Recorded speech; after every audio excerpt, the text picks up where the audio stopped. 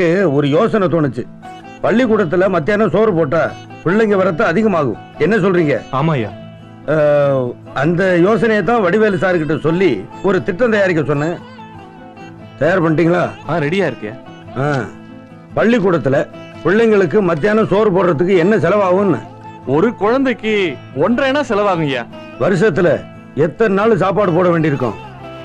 210 நாள். அப்போ வருஷத்துக்கு ஒரு பிள்ளைக்கு 19-20 ரூபாய் ஆகும் இல்லையா?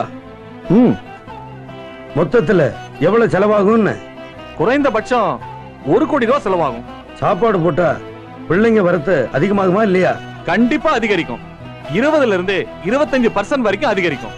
அப்போ அதுக்கு சேர்த்து கணக்கு போடுங்க, திட்டத்தை ரெடி பண்ணுங்க. இப்போ இங்க யாரெல்லாம் சத்துணவு சாப்பிட்டது?